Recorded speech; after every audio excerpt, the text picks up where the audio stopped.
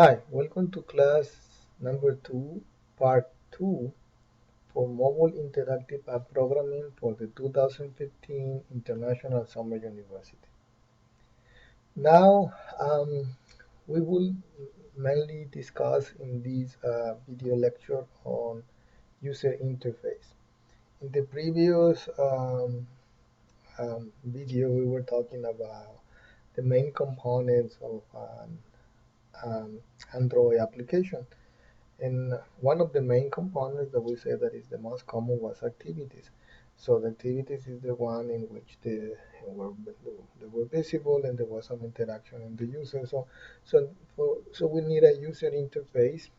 So the main thing that we will need to know to understand the app, that basically we're just going to develop one app, and that's the one that we're going to be used just for testing, is that we need an interface and we need a program that interacts with that, and that's what is going to be our activity.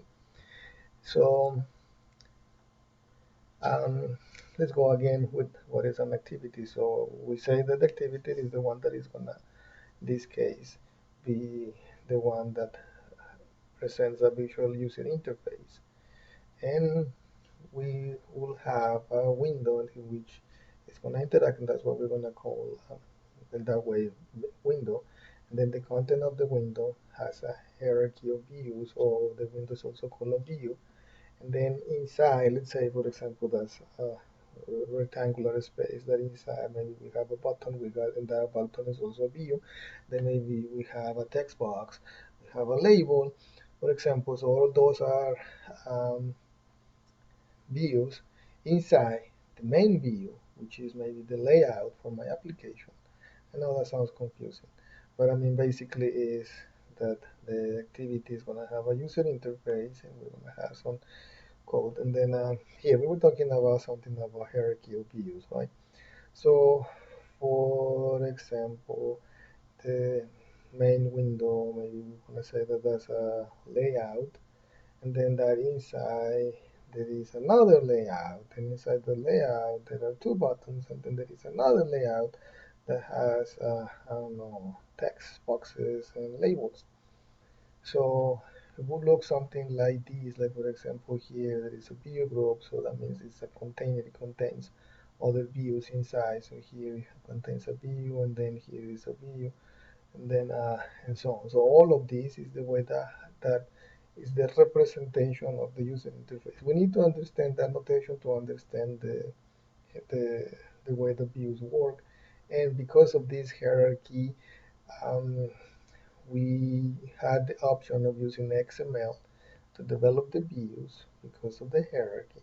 We don't have to. There is some people that has a preference in developing just using Java, and from Java creating the views, but still we need to understand the hierarchy.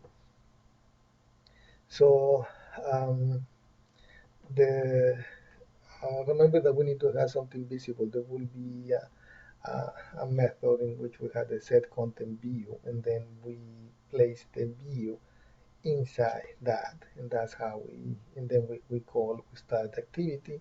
And then we got some Java code that will be associated with interaction the user is going to have. So so like I said before, the view group is basically a container, so it contains other views inside, or maybe other view groups. And then these are basically the base class for layouts.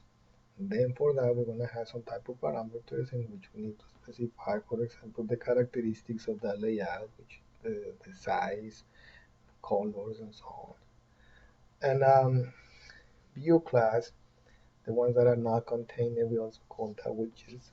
And then objects like text fields or buttons will be an example of a widget or just a view that is not a container. So usually, I mean, we don't have a purpose for having another view inside the view button. So button we just call a view, not a view group, right? So these will be some of the examples. And now something that like like we were discussing in the very first lecture about implementing in different platforms, you see that there is no consistency in the name. Maybe you remember I was calling text boxes. So for example, Windows uses the concept of text boxes. They all agree in using the name for buttons. And then for example, uh, labels, or here I think they call it text fields. So I mean there are different names for the which is what I mean, but is the same meaning. So check boxes and so on. So now this is maybe the code that we only need to understand for the app, and we already talk here. Let me see, we got it. The set content view, right? So the set content view is here, right here. So here, this is the code for an activity that is placed in a folder source, and then we will see an example soon in Android Studio. So this slides I implemented with Eclipse and an older version, but it's the same idea. So in this case, so here are some of the important, but what we hear here is when we have the activity, which the name of the activity is Hello Android. Um, in this initializing here, that is going to specify um, the intent for this activity will be placed on there will be a manifest file that I think, I don't know if I have it here or in the next class, but let's say here, the main thing that we need to understand, this is the name of the activity, and then for this activity, the same content view is talking about displaying the interface that is called in main, and when we got that R dot layout, we're talking about that we're gonna go into the resource folder and then to the looking for the layouts, and then we're gonna look for main, and that will be the way that we're gonna have the view. I think that's coming next. Let me see. Let me go over there. Here, this is the example of the layout. So this layout was defined in XML. I'm sorry for skipping, but I think that was getting confusing.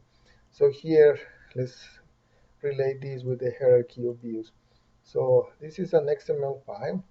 And then in this XML file, there is a linear layout, which is the container. You see that opens here the tag that says linear layout, and then the linear layout closes here. So this is opening, and this is the closing. Inside the linear layout, there is a text view.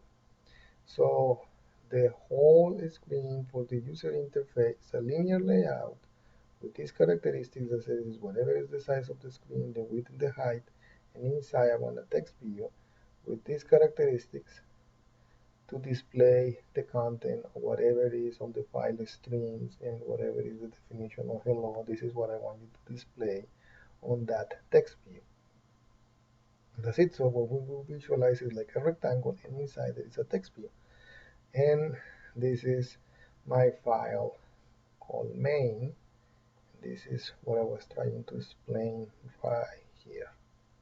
This is main. That's what we need to display. So this Java code is using that. So here is some of the specifications. Then talks about that related actually with the life cycle, and I don't think we're gonna go over the life cycle of project here. I don't think that's needed, but I mean just the very basic about the code that we were discussing, and you don't really need to know, because I mean again the main thing that we're doing, we're gonna be developing a mobile web app using other the JavaScript based system. But just to get the idea of what we have here, this will start the life cycle of the activity, because this starts the activity. And then this is what I said, is going to place the whatever was defined as the user interface on that activity, specific type for that activity. Now, what is important here about the definition of the layout, I said previously that um, because of the hierarchy that we have in the view. So we need to have a main window, a container, and then inside we're going to have some objects. So there is that tree hierarchy that can be mapped very easily into an XML file. And for some people, it's easier just to specify all the objects in the XML file, like the one that I showed you previously. And there are other people, this is just a preference, that they just wanted to do it in this um, Java, right? So we got those two options. Like in this case, is the definition in an XML. This XML is making a reference to the strings XML file, and then here you see this is the definition of that string, so here resources and the resources. So in XML, I mean, we got opening tags, closing tags to define the objects. So in this case, this is just a resource, and then the string name is hello, and it just contains the string hello Android. So you go back here, and you see that here is this is making a reference to file string, and then whatever is the object hello. So what is going to be displaying on that label is this string hello or hello Android. Then this is I don't know if you can see it, that's what this is displayed. So here is the linear layout. Inside the linear layout there is a text view, and that's it. So um, so the other way that we say it is that you can actually program that without using the XML file, and compare that file with the other one. So here, look at that. We are defining the variable for a text view, and then here what are so what is highlighted here we read is the difference with the other code. I mean, just to make the difference between this and this right here. You see, so here, this is what we did it, and when we did this associated with this XML file, this is what we see. Right, this XML file was actually two XML files. This is the view, this is the user interface. The user interface is also using this resource file because of the definition of the string there. And then now, if we use some programming, we don't need any XML files. So here we're importing the text for the for text views. Here is the definition of the text view, right? And then we're setting the text hello world Android there. And then the set content view, we just got that.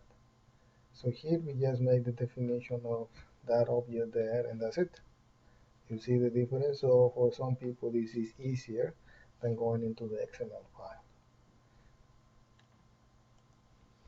Now the application has a resources folder that the idea is to place there things that are not related with code, like for example images, layout for the interfaces, the values for the strings, like in this case strings. So it's just a separate program from the logic, and they can help us to, for example, if we want to have multiple views depending on the type of devices. So here this is a very interesting concept, or for example, even for languages, maybe we can have a layout that says, okay, if the user has a preference on using this on German or this. So it's nice to have it in that way. I think the organization of having all the resources that are not related with the code, the interfaces, the strings, and that what I said, it was very useful because, for example, you can have strings for the, I don't know, that will be displayed on the objects that are in a particular language, or maybe they have the other file for, I don't know, different orientations of you have the phone on, I don't know, uh, the landscape or portrait, and then maybe for that you want to have two different type of interfaces, then that would be an alternative. But okay, this is, I mean, I'm just getting fascinated, I think, with all the things that you can do. And again, this is in case that we just want to do a native app, right? So we're not working with a native app, so we're just getting an understanding of what we have. So going back, uh, the next part just illustrate a little manipulation of the user interface. And I'm running out of time. I don't want to spend more than 10 minutes. So here, this is the one that we already discussed, the linear layout, and inside is a text view. So what I'm presenting, this is how that looks. What I'm presenting is that uh, we will do the manipulation, and I just want going to briefly in the modification of the user interface, and in the next lecture we're gonna spend more time on that. Um, Here maybe it's too small, and yeah, what I wanted to illustrate is here there is a linear layout. Inside the linear layout there is another linear layout, and this linear layout has several text views, and then talking about orientation, colors, and here is a second linear layout. So there is a linear layout that inside has two linear layouts, and each one has one, two, three, four text views. So when we see the interface, it looks like this. And just to illustrate the idea of using the XML files to modify, I mean, again, first we understand this is the very basic. For our example, a linear layout inside is a text view, it looks like this. So now we modify, there's a linear layout that inside has two linear layouts and two different orientations. So you see here, it's a linear layout, which is the big one, and inside there is one, two linear layouts. Here there is an orientation, horizontal and vertical, and then there are text views, colors, sizes, and all of that. So now, what will be the changes if I want to do this? Still, it's two linear layouts, and the orientations are different. And here is just saying what is highlighted with red, what will be the difference with the other code. Again, here is just a question. It says, okay, what will be the difference here? Uh, Maybe something that you need to think is what is field parent. Maybe we just change it for wrap content. This is just to understand that each one of the objects has some properties, and then we make changes on the properties. Uh, Finally, okay, something else to understand is the um, IDs that we place to identify objects.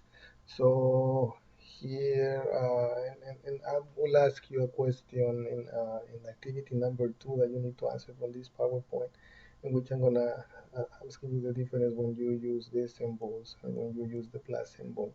And I want you just to read this in detail. I mean, I don't want to make this video too long, but the idea of the ID is basically that to identify a specific object. So when I'm writing that in my Java program, I'm able to do this. So for example, here, the text view is going to be called text. And then it says here that we're adding because that didn't exist. And then this button is going to be called button. And then here is a question that I want you to understand at the beginning. And the question is in the resource, and then this is it's already there, and this is a new resource. Um, let's see here if I have the example. So for example, like we were discussing here, that R means we're looking in the resources in those folders, then we're looking for the layout, and so here is just illustrating how so we have it, and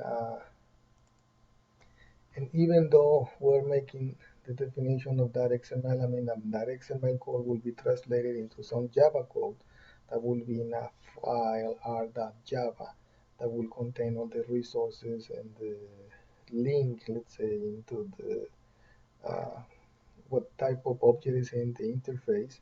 So from the code that we can write um, from the um, for the activity, we can manipulate that button or that text box and says, okay, that object with this particular ID, I want you to display this text or read the data that somebody's typing in this text field, and so on.